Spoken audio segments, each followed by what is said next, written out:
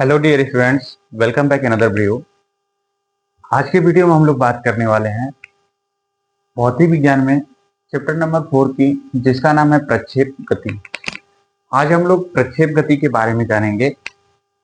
ठीक है, तो चलिए बिना देर किए हम लोग वीडियो को स्टार्ट करते हैं। जैसा कि आपको बता दें, हम लोगों का साइंस रिवीजन चल रहा है, भौतिक विज्ञान रिवीजन में चल रहा है। इसलिए हम लोग ज़्यादा टाइम न गवाते हुए कम टाइम में रिवीजन करते हैं, ताकि रेलवे के पेपर में जो पूछा जाता है वो चीजें अच्छे से हम लोग कवर कर सकें। चलिए स्टार्ट करते हैं। जैसा कि आप देख रहे हैं, प्रक्षेप गति। क्या चीज? प्रक्षेप गति।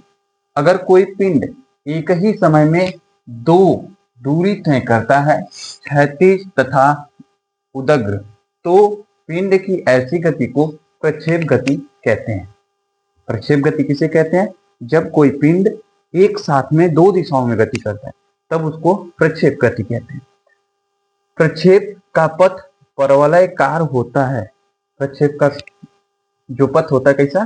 परवलयकार। जैसे एग्जांपल में छक्का मारने पर बाल की गति को वहां कह देंगे प्रक्षेप गति। गेंद कुछ इस तरह से जाती है, ठीक है। भाला फेंकने पर भाले की गति, मिसाइल फेंकने पर मिसाइल की गति, ठीक है। नोट याद रखेंगे। अगर कोई शिकारी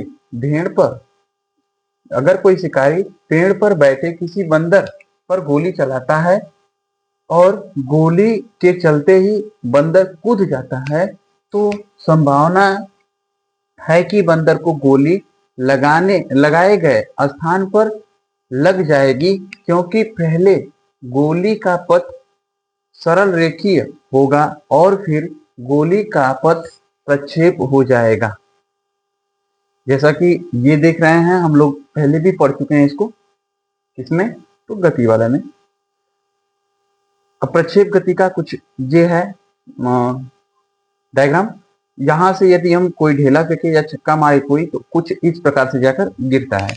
तो यहाँ पर देखते हैं हम लोग, ये दूरी जो है u cos थीटा, ये वाली थीटा बन रहा है इसीलिए cos थीटा, और ऊपर u sin थीटा, और ये जो परिणाम है u है, ठीक है।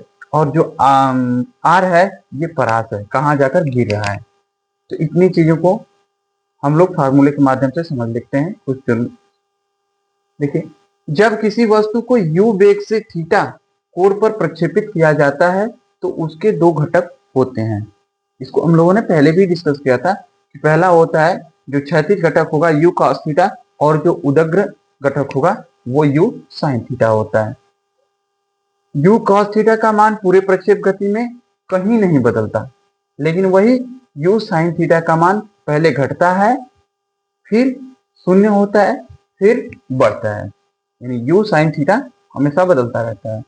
थीटा प्रक्षेप कोण है, u प्रारंभिक वेग है, g गुरुत्वीय त्वरण है, फिर उसके बाद जो t है चढ़ान या उतरान काल है, h मैक्स मैक्सिमम ऊंचाई है, महत्तम ऊंचाई, r परास है, t उड़ान काल है। इतनी चीजों के प्रतीक को हम लोगों ने देखा। अब इसमें हम लोग सूत्र को देखते हैं, फार्मूले को देखते हैं।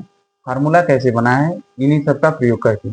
परास क्या होता है? तो क्षैतिज दिशा में तय की गई कुल दूरी को परास कहते हैं, जिसे r से प्रदर्शित करते हैं। r equal to u square sine 2 theta बटे की g। r बराबर u square sine square 2 theta बटे का g। जहां थीटा का मान हम लोग 45 डिग्री यदि रखते हैं, तो r मैक्स मिलेगा। r बराबर हो जाएगा यू स्क्वायर बटे के g, ठीक है। अगर किसी वस्तु को क्षैतिज से 45 डिग्री के कोण पर फेंका जाए, तो वस्तु क्षैतिज में महत्तम दूरी तय करेगी। महत्तम ऊंचाई को देखते हैं। उदग्र में तय की गई दूरी एच मैक्स इक्वल टू होता है u square sine square theta बटे के 2g। जैसा कि हम लोग देखे थे, हमेशा साइन थीटा का मान हमेशा बदलता है, यू साइन थीटा का मान। उड़ान काल, अब टी को देखते हैं। प्रारंभिक बिंदु से अंतिम बिंदु तक जाने में लगा समय t equal to 2u sine theta बटे का g होता है। चढ़ान काल या उतरान काल, चढ़ने या उतरने में लगे समय को चढ़ान या उतरान काल कहते हैं। t equal to t by 2। यानी टी का मान रख देंगे, टी का मान कितना होता है, तो 2 आगे होता है यू साइन थीटा बटे के 2g था, तो 2 से 2 कट जाएगा तो बन जाएगा जी, यू साइन थीटा बटे के जी, उतरान या चढ़ान काल। चलिए आगे क्वेश्चन है, इसी पे मिलेंगे। क्वेश्चन को देखिएगा, अगर किसी वस्तु को 30 डिग्री के कोण पर 10 मीटर प्रति सेकंड के वेग से प्रक्षेपित किया जाता है तो परास क्या होगा। परास मतलब आर पूछा, दिया क्या है, यू बराबर 10 मीटर प्रति सेकंड, थीटा बराबर 30 डिग्री, आर बराबर सूत्र हम लोग जानते हैं कि यू स्क्वायर साइन 2 थीटा बटे का जी। सबका मान रख देंगे, यू का मान 10 हो गया, 10 का स्क्वायर, साइन का तो साइन, 2 तो 2, एंगल था 30 डिग्री बटे का 10, तो हल करेंगे इसको तो इतना हो जाएगा। ठीक है, चलिए आगे बढ़ते हैं। आगे, अगर प्रक्षेप गति में परास का मान महत्तम ऊंचाई के 4 गुने के बराबर हो तो प्रक्षेप कोण का मान होगा। क्या क्या दिया है, तो मैक्सिमम परास दिया आर बराबर 4h मैक्स। तो अब इसको हम लोग हल करते हैं। हम लोग जानते हैं कि यू आर इक्वल टू होता है u square sine 2 theta, sine 2 theta बटे का जी, उसके बाद 4 है तो 4, और यश का मान इतना है u square sine square theta बटे का 2g। तो हम लोग देखेंगे यू स्क्वायर से स्क्वायर यहाँ कट गया, जी से जी कट जाएगा। ठीक, तो यहाँ पे हल करते हैं तो साइन 2 थीटा बचा और यहाँ पे 4 बचा और साइन स्क्वायर थीटा बटे का 2। अब हम लोग देख रहे हैं कि ये जो 2 इधर है, 2 2 जा 4 हो जाएगा, यानी कि 2 से कट गया। अब देखते हैं साइन 2 थीटा का फार्मूला होता है 2 sine theta into cos theta. अब इसके बराबर बच गया ये, तो साइन को देखते हैं कि ये जो आप देख रहे हैं साइन थीटा, साइन थीटा, अब ये क्या हुआ कि एक दूसरे से कट गया, बचा क्या, साइन थीटा बराबर कॉस थीटा। साइन थीटा बराबर कॉस थीटा है तो इधर आएगा तो भाग में साइन बटे के कॉस, यानी कि tan बन गया, tan बराबर 1, tan का कितना मान होता है, 45 मान होता है, तो ये हो जाएगा 45।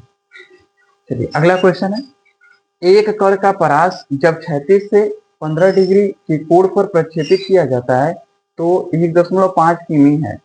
यदि उसे क्षैतिज से 45 डिग्री कोण पर प्रक्षेपित किया जाए तो उसका कण का परास क्या होगा।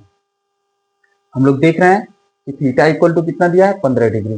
फिर उसके बाद हम लोग देख रहे हैं कि कितना दूरी तय कर रहा है, 1.5 किलोमीटर। यदि उसी को हम लोग 45 डिग्री कर लें तो कितना आ जाएगा। पहले हम लोग क्या निकालें, यू निकालते हैं। R R equal to formula जानते हैं u square plus u square sine 2 theta बटे का जी। यू स्क्वायर साइन 2 का मान होता, इसका मान रख दिए 15 डिग्री तो 30 डिग्री हो जाएगा, ये आर का मान आया। हम लोग जानते हैं यहाँ पे भाग में है, गुणे में चला जाएगा, 2r बन गया और यू स्क्वायर बटे का जी बचा, यू स्क्वायर बटे का जी।